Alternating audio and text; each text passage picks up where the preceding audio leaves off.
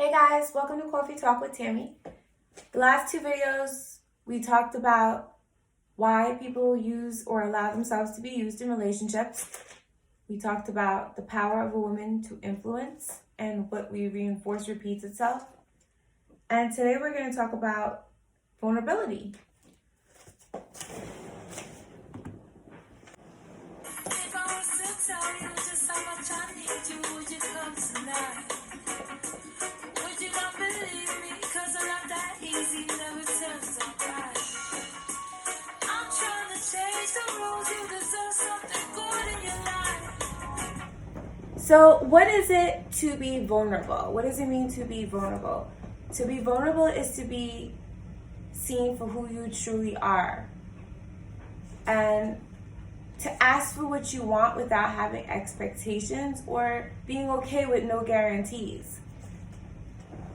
A lot of men and women fear vulnerability because of the shame, that they don't want to be shamed, they don't want to be disappointed. And a lot of fear of vulnerability comes off, especially in men, I'm not just saying just men though, but in men and women, as egotistic. They become very egotistic, which could be a little bit when they come across tough, as when, you know, the man doesn't want to be spoken to in a certain way, or he's not receptive to feedback, or he's very defensive, because in actuality it's not, he's coming across as if he's tough, but in actuality it's a fear of vulnerability, and inwardly he's truly weak because he's afraid of showing you his inner self. And that goes for male and female. So a lot of people who fear vulnerability see vulnerability as a gateway of betrayal instead of seeing it as a fundamental. And the reason why vulnerability is more of a fundamental instead of a betrayal in a relationship is because in order for two people to truly connect on a deep level, you have to be able to be vulnerable with each other. And a lot of couples unconsciously see each other as opponents instead of partners. So that's why they're not always able to be truly vulnerable with one another.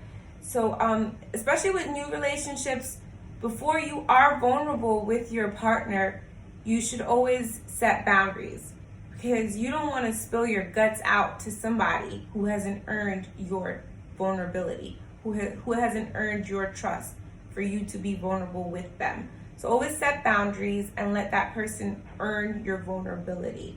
And ladies, like, a high quality man with your vulnerability is going to protect that. A high quality masculine man will always protect his lady's vulnerability. He sees this as a treasure, not a weakness. It gives him the opportunity to step up and protect something special, and vice versa. Kings, we want to protect our kings as queens. We want to protect whatever is vulnerable within them. There is true beauty in being open and vulnerable. And, you know, sometimes we look at vulnerability as an opportunity to get hurt, but there's so much more power that comes out of that. And if you're in a relationship where your vulnerability is you're not able to be vulnerable, then you're not in the right situationship, because there's so much beauty and power in vulnerability.